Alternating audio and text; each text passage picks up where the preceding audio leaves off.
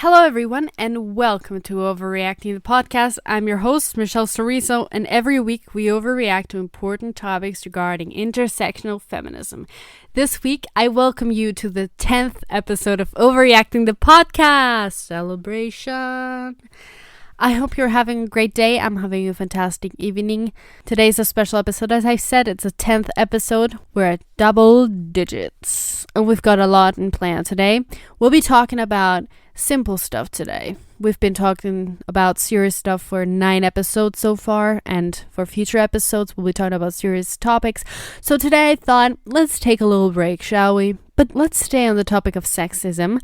But let's do it light. So I thought, what about we talk about everyday sexism? I'll be talking to you about sexist things that I have encountered or everyday situation that sexism finds itself in that you might not even realize or notice and that on the basis are sexist. So let's call them out today, honey. Episode 10. Then we'll be talking about sexist jokes. We'll be talking about why they are not funny. We'll be playing a little game. And then we'll be talking about movies. We'll be talking about feminist films.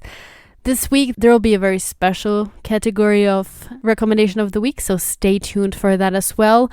So yeah, I ask you to, put your headphones on. Grab a drink, whatever you want, Coke, water, I don't know what you got at home. Sit back, relax, and enjoy this episode of OVARY-Acting.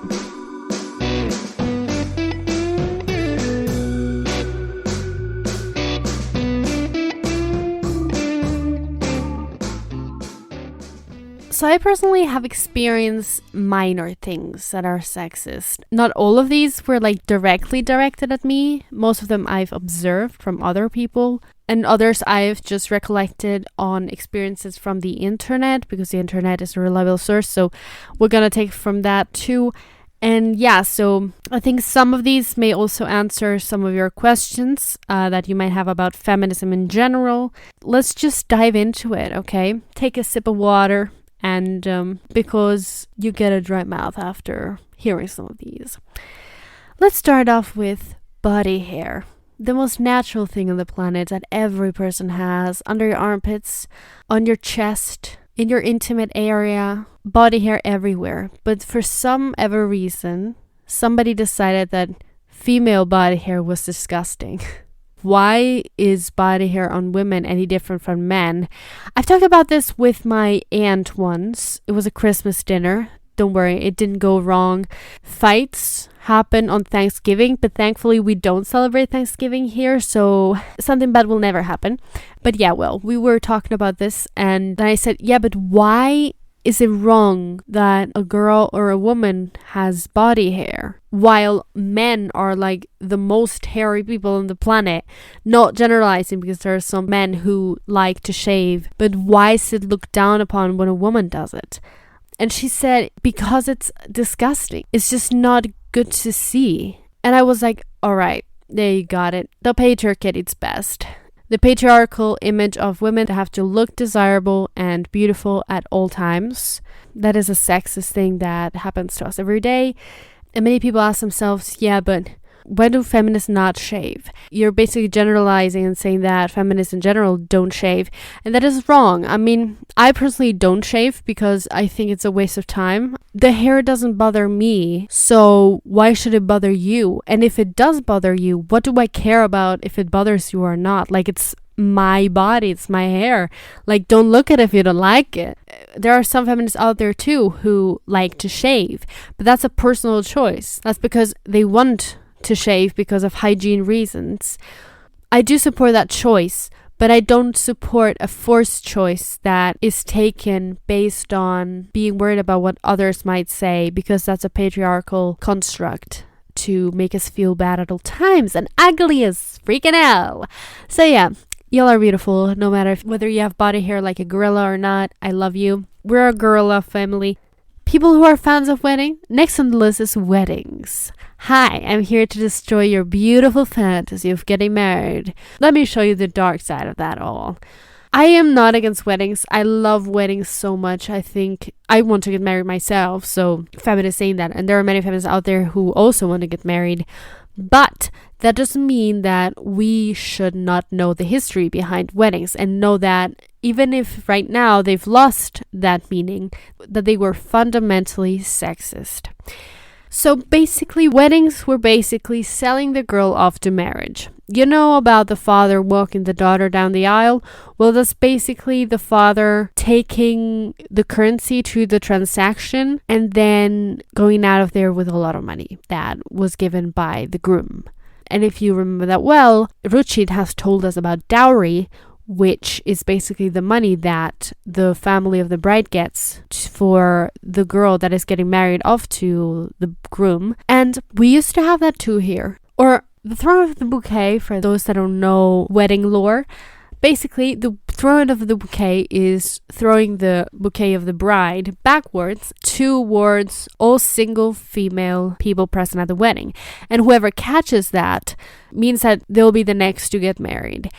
If you look at it from up close, you think that's a really fun game. If you look at it from further perspective, you can see that you're basically putting the expectation of women to get married onto single women. Originally, it was meant to be that way, to be like actually go through with the wedding.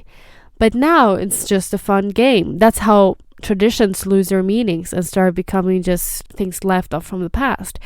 And also, one thing that I didn't realize, and that is that, like, the best man is the only one who gets to make a speech, and he's the friend of the groom, like in heterosexual weddings, not allowing the bride to have a speech of her own, thanking her own family or, you know, whoever she wants to thank, as if she's just like meant to get married and that's it. And he's the one who has to enjoy more. So that's where the tradition come from.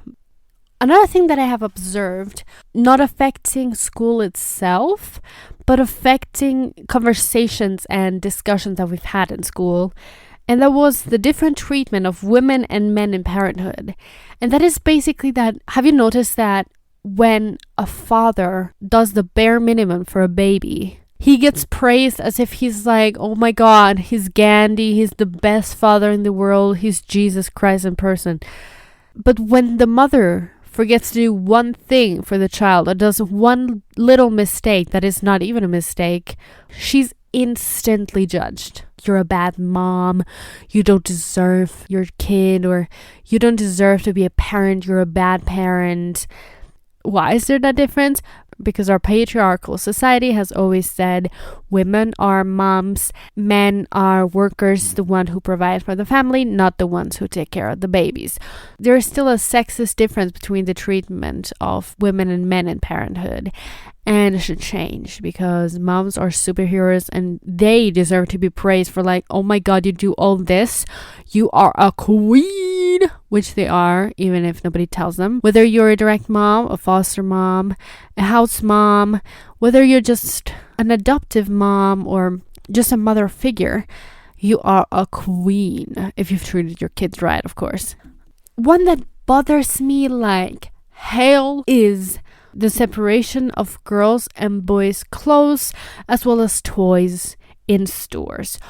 Why is the girls section so pink? And what bothers me the most is that on the shirts of the girls, there's mostly written, I'm going to marry Prince Charming, or I'll be a princess, or I'll marry my Clark Kent. And on the boys' clothes, everything is blue. And on the boys' shirts, it's mostly like, I'm going to be a businessman, or I'm going to be a superhero, or I'm going to be a king or something. That's literally just showing like the boys being the future and being strong and capable, and the girls are just shown as like weak and, you know, damsel in distress, like, and that's not helping if you're separating the two. Kids' clothing, they mostly have the same size, so why not put them together and like merge the two and create one kids section? My list is still long, so I'm not gonna hold up on that. Next one is, why are we only using the masculine form in the language? One that I think we've all inherited without really realizing is using the masculine form when we talk and in our language. I think it's so normal now that we think, okay, why do we need the female form? because of that, because it's always been the masculine form in the word. I mean, let's put it that way. What if the standard form of language that we've used would have been the female form?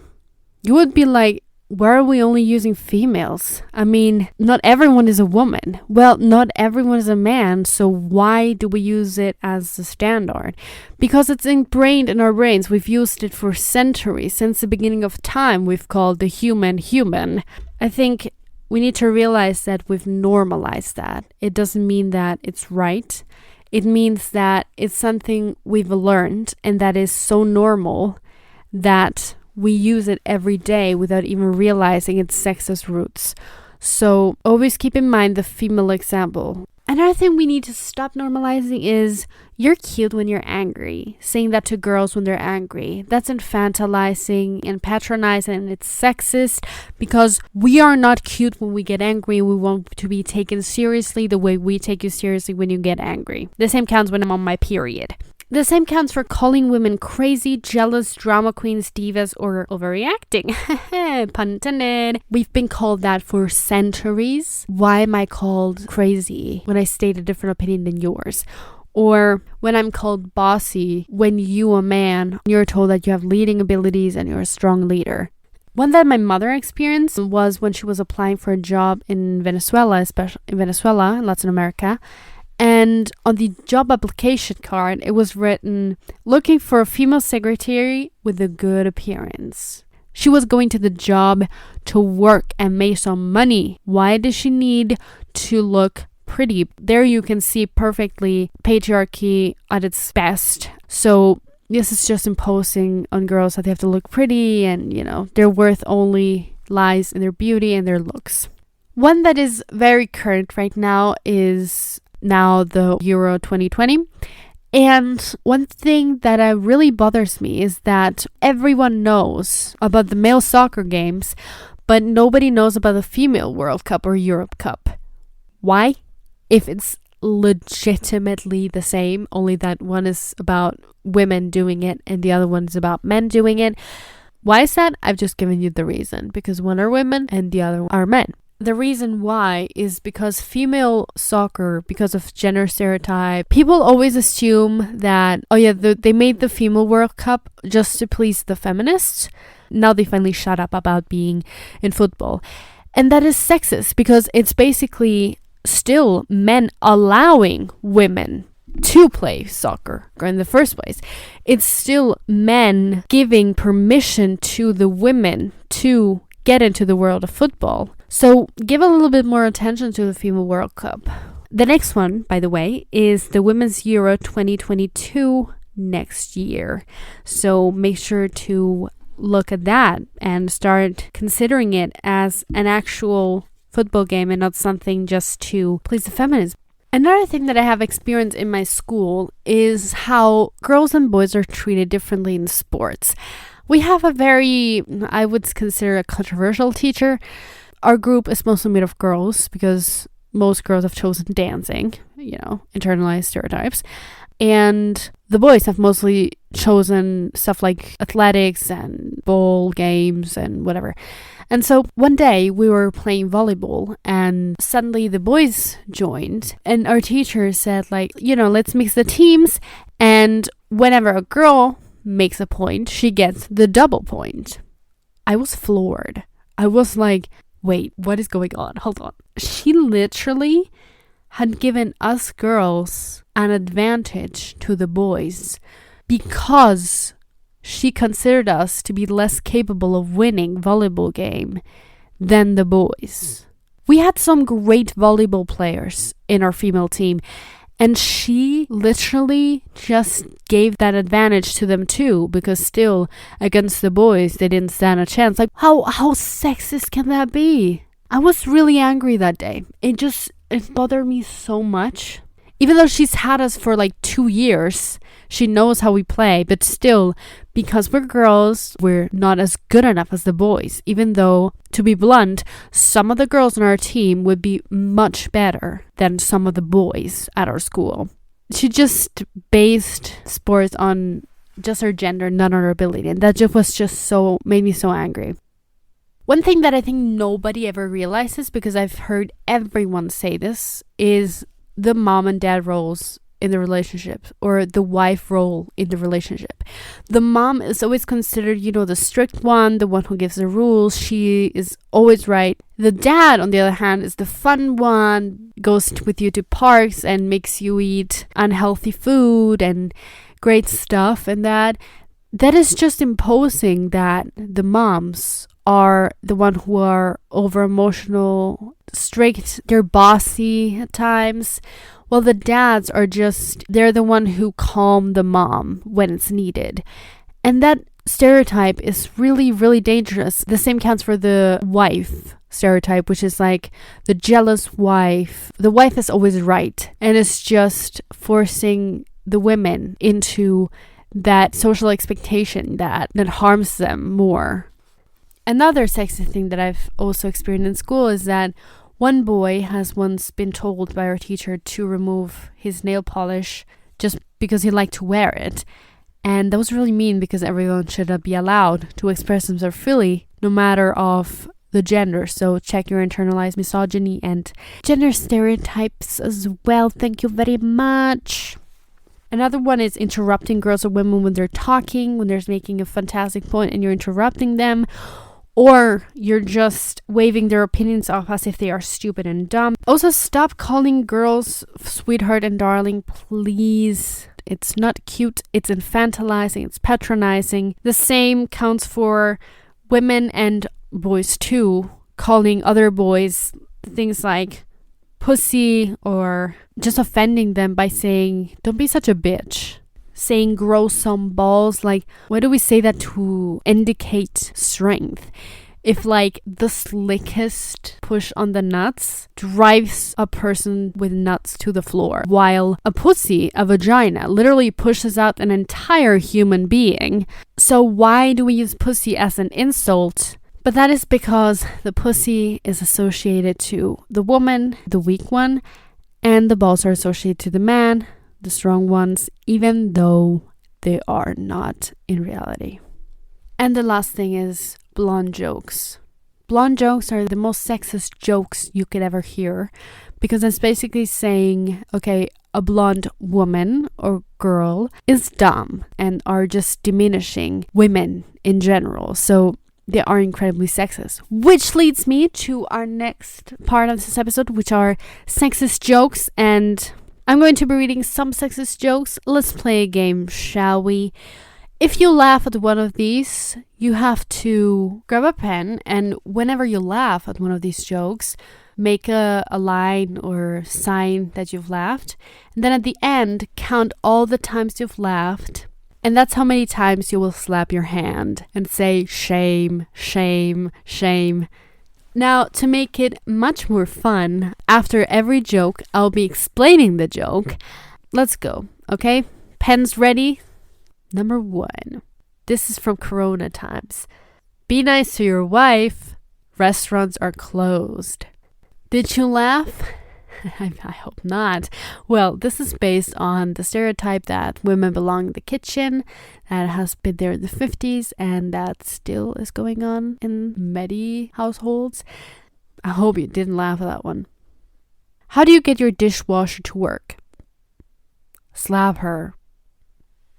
This one is a darker joke, so if you laughed, really shame on you. This is basically still the household stereotype of women, and including a domestic violence line, which is the slap her line, which is if she's misbehaving, slap her, and that is absolutely not funny. An officer says to a woman, "Ma'am, swimming is prohibited in this lake." She says, "Why didn't you tell me when I was removing my clothes?" He said, "Well, that is not prohibited." This one is based on the sexualization of women, catcalling, sexual harassment that they face, and just discrimination in general. Number 4. How many feminists does it take to change a light bulb? Trick question. Feminists can't change anything. I'll take this one personally if you've laughed.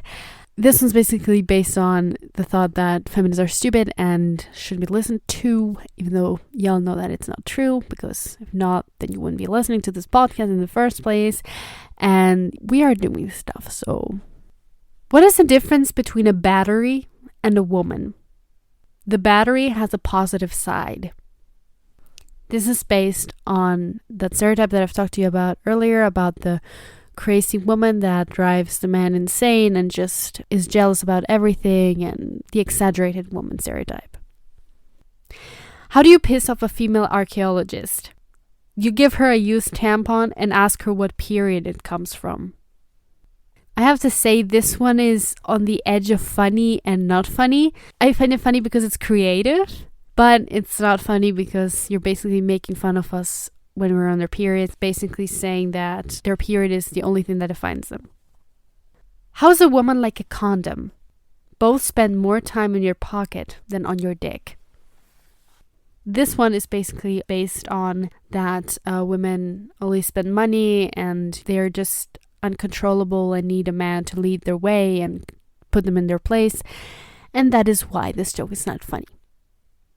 If women think they aren't meant to cook, then why do they have milk and eggs inside of them? This was very creative and a bit funny. This one is based on the cooking stereotype as usual, and basically on female anatomy, that the women are made out of ovaries and breast milk, and it's reducing them to their body parts. Next joke. Or not joke. What's the mating call of a blonde? I'm so drunk. This one's absolutely not funny because it's a rape joke, and it's not funny because a rape joke is never funny. And if you do rape jokes, you're literally making fun of many lives getting ruined and taken every single day. And the last one. Dad, I want to be a feminist when I grow up. Well, choose one. You can't be both. I'll take this one personally too. Feminists are just immature and they are just talking bollocks, and they should grow up, and that is what this joke is about. How many did you get? How many did you laugh at? Count your lines or your marks and slap your hand and say shame, shame, shame in the meantime, because girl, they're really not funny. So now we get to the penultimate part of this episode, and that is recommendation of the week. Today I'll be recommending to you 10, yes, you heard me well, 10 feminist films that are incredibly good and that I would absolutely recommend you to watch, because either there is great female lead that we don't see very often, either there is an interesting plot surrounding women, or it's just a very empowering movie to watch. I'll be reading to you the descriptions of each film, and then I'm going to tell you a little brief recommendation why you should watch it and a little critique. I'm Ruth Ginsburg from Brooklyn. And why are you here, Miss Ginsburg? Mrs. Ginsburg, actually. My husband Marty is in the second year class. I'm at Harvard to learn more about his work, so I can be a more patient and understanding wife. The first film I've got for you is On the Basis of Sex. It came out in 2018 and it was directed by Mimi Leder. This film is a beautiful film starring Felicity Jones from either Doctor Who, if you remember her from Unicorn and the Wasp, or you might know her from Star Wars. This film is basically about the young lawyer Ruth Bader Ginsburg. Yes, that's right, that queen right there who passed away sadly last year. Ruth Bader Ginsburg teams up with her husband in this film, called Marty, played by Armie Hammer, to bring a groundbreaking case before the U.S. Court of Appeals and overturn a century of sex discrimination. They basically are fighting a case in court that revolves around discrimination against a male person, and so when the discrimination during that case basically turns on the female gender as well, and that is why it's so badass. So it's incredibly well made because it's a very emotional movie. It has a lot of fun moments. It's very empowering to watch the whole thing. I don't want to spoil the ending, but the ending is really beautiful. The actors portray the characters incredibly well. I was just so involved in her story. Ruth Bader Ginsburg inspired me very much. Watching her story in this film just inspired me very much to follow her. And it just shows exactly the discrimination that women in law, studying law, faced in the 40s and the 50s, and just the incredible accomplishments that Ruth Bader Ginsburg did for the U.S. There are no colored bathrooms in this building or any building outside the West Campus, which is half a mile away. Did you know that? I have to walk to Timbuktu just to relieve myself. And I can't use one of the handy bikes. Picture that, Mr. Harrison. My uniform, skirt below my knees, my heels, and a simple string of pearls. Well, I don't own pearls. Lord knows you don't pay colors enough to afford pearls.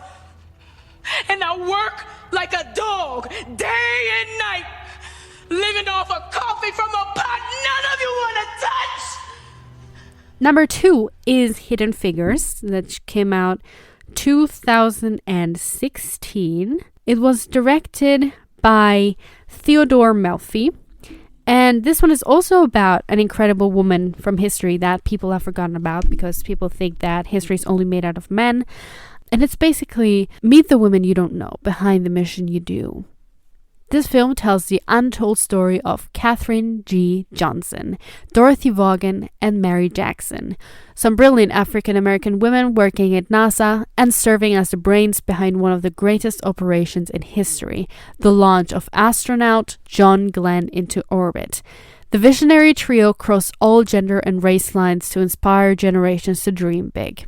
This basically just explains the whole movie very perfectly why I love it. Makes you inspired to dream big as well, and it just makes you so happy to see when they have success, especially Katherine Johnson.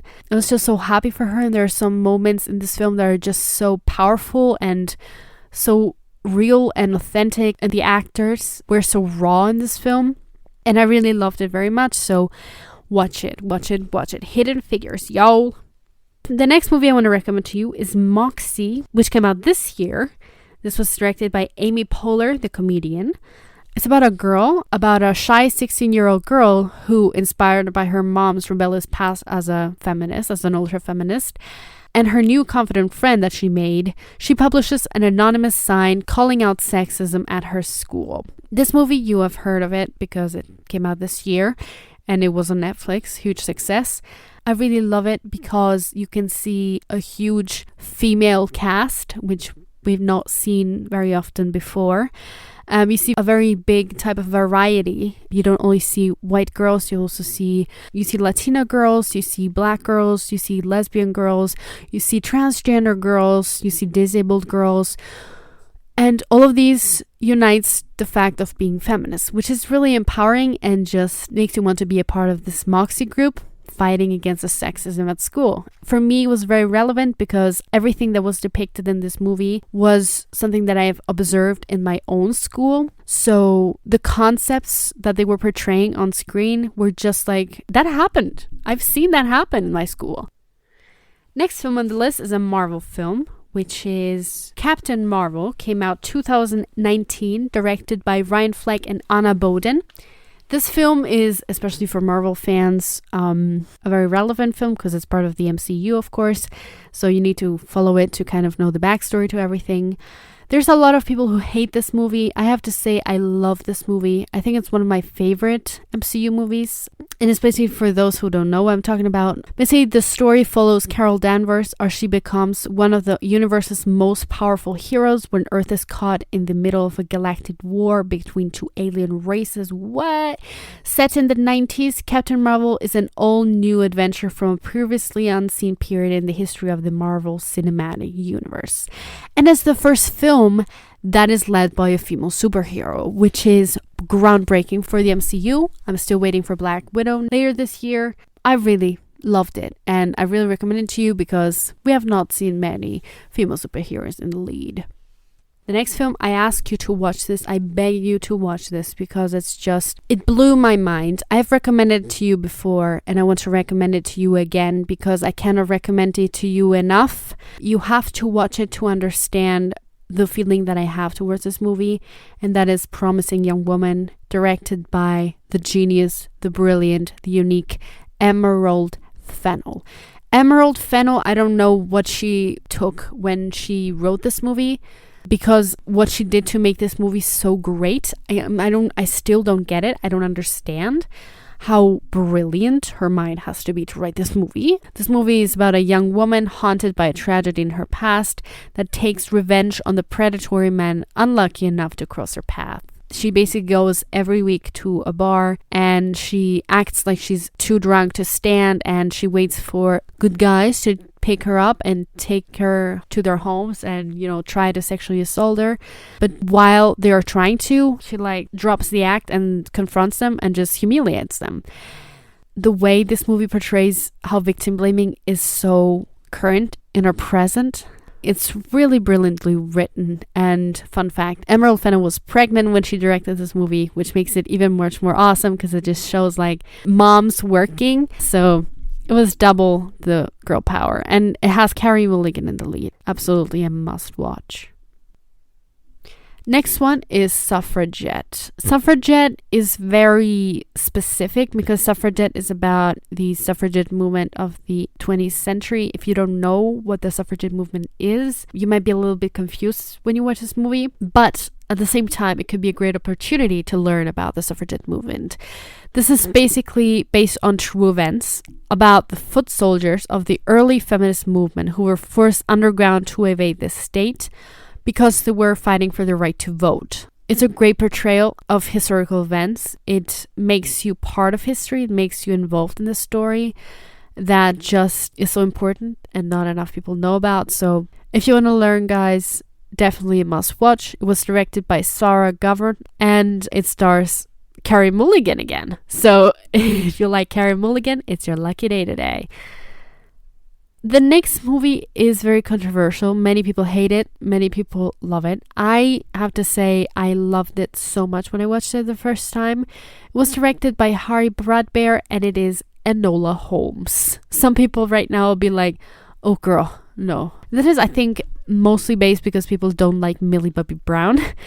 So this movie is basically about this young teenager girl called Enola Holmes, who is the smaller sister of Sherlock and Mycroft Holmes.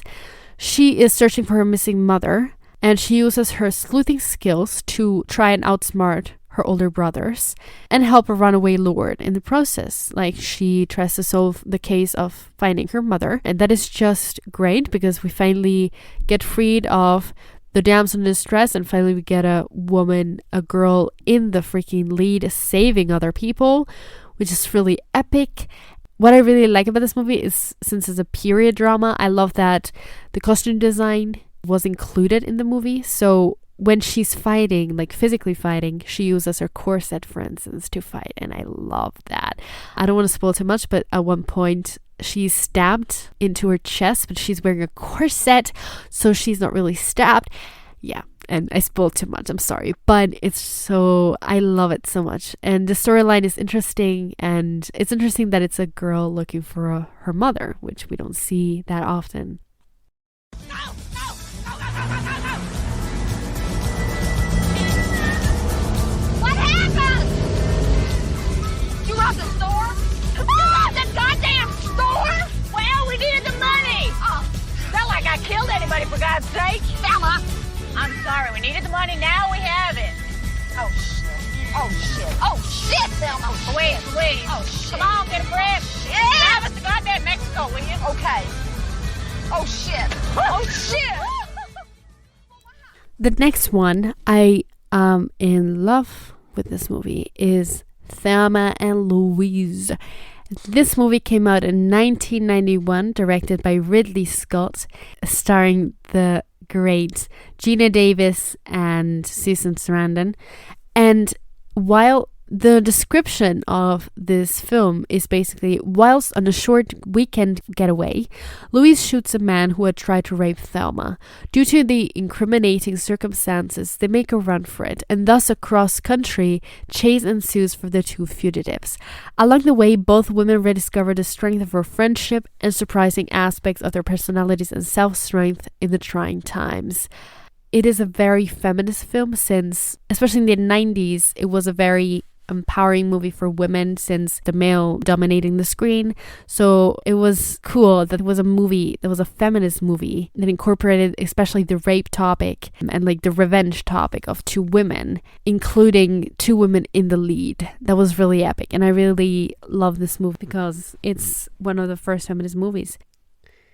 Penultimate film that I'm recommending to you today is Birds of Prey and the Fantabulous Emancipation of Harley Quinn. This one came out last year, if you can remember, and for those who are fans of this DC universe, this is a recommendation for y'alls, which is, this one is an interesting movie because if you know the character Harley Quinn, she's known to be Joker's girlfriend in his madness. She's like partner in crime, but in this movie, she breaks up with him. It's open season on Harley Quinn when her explosive breakup with the Joker puts a big fat target on her back. Unprotected and on the run, Quinn faces the wrath of narcissistic crime boss Black Mask, his right-hand man, Victor Sass, and every other thug in the city. But things soon even out for Harley when she becomes unexpected allies with three deadly women, Huntress, Black Canary, and Renee Montoya. Birds of Prey is an American superhero film based on the DC Comics team's Birds of Prey. It is the 8th film in the DC Extended Universe and a follow-up to Suicide Squad from 2016. Yeah, I love this movie too much. Best thing that I love is that this was directed by a woman called Kathy Yan, and it was mostly also organized by Margot Robbie, who plays Harley Quinn. And I thought it was very interesting that in the Suicide Squad, she herself explained, when I saw my costume for Birds of Prey, I was so happy to get such a cool costume in Birds of Prey because in Suicide Squad, I felt so sexualized. And that is true. Like in Suicide Squad, she's only wearing like the shortest shorts I've ever seen that looks like panties, a raggedy shirt. And here, she's just got incredible outfits that just make her look badass superhero that doesn't need to be sexualized to be cool. And so that already makes this movie so great, since already the focus has been laid on her badassery because her character is that way and not on her looks or her sexiness or her vulgarity. No, this movie is based on female empowerment, on character developments, and that is just really interesting. Also, a female cast like Moxie, so only that it's about action, which we don't see many women in action nowadays. And the last movie I'll recommend to you today is Mad Max Fury Road. I have not watched this movie, but I've heard a lot that this is a feminist film, so we can watch this together. It was directed by George Miller, came out in 2015. It's an apocalyptic story set in the furthest reaches of our planet, in a stark desert landscape where humanity is broken and most everyone is crazed fighting for the necessities of life. Within this world exist two rebels on the run who just might be able to restore order. Starring Charlize Theron and Tom Hardy. It's an action movie and it's very feminist based because there is also a group of women here who fight against their owner. They're like treated like sex slaves in this desert by this one guy, and they're basically, as a group of women, like with the help of Tom Hardy, they fight against this guy, and it's just female empowerment to its core. So especially because it's female empowerment in action movies, which we do not see enough. And so this ends up the whole recommendation of this week. I hope you'll have time to watch some of these. I've named you enough, so if you don't find one of these on the platform that you normally watch your series on or whatever on, you don't have the excuse that you don't have any other movies to watch. So there's a huge choice. Also, I've tried to take from different genres so that you have a big choice to choose from. So yeah, have a great time watching this. And now, guys, I had to make something special for the 10th episode, right? So as a grand finale, take a sip of your drink and sit back, adjust your headphones, and get ready to be blown away.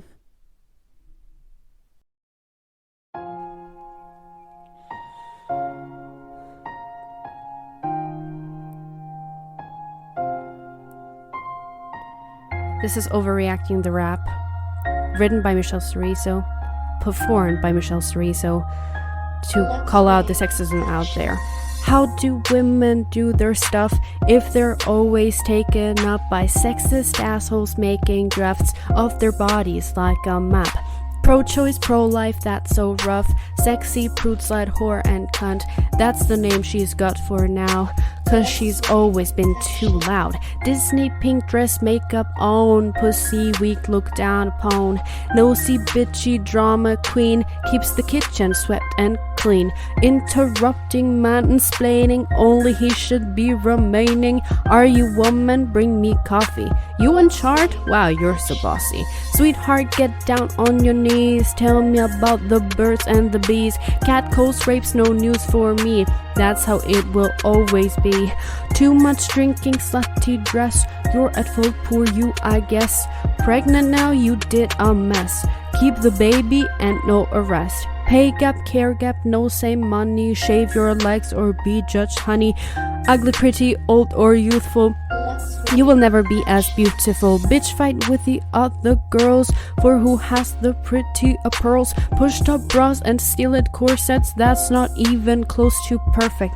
Being females like a race, it's all to please the male gaze. After passion, 50 shades, suffering is a part of dates. Did he hit you? Bottle up. Why'd you stay? Well, your time's up. Just should not have made him angry. Fighting back would have been handy. Money is another issue. All I get are plastic tissues for my bloody menstruation that affects half of the nation. Taxes, lost stigmatization, poverty's of longer duration. It don't really need discretion. What it needs is education. Speaking out is the agenda. No more hating based on the gender. No more men up pussy hoe. Time to cheer them women on. Thanks for listening, my man. What a pleasure this has been. Sick of hearing feminist rants?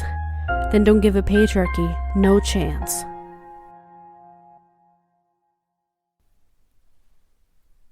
And that was it. Thank you for listening to this episode of Overreacting the podcast. I hope you liked it very much. We're through with 10 episodes. I'm so happy and so excited. I love doing this. Got a lot still to talk about. We're only at the beginning. Thank you for listening. Thank you for your support. By the way, I realized that if you want, you can leave a review on Apple Podcasts about overreacting. So if you want, go drop one. I really love that. And it might help the podcast to grow more. So I'll see you next week at episode 11. And as always, don't forget, feminists are not overreacting, but sexism might. Okay, bye.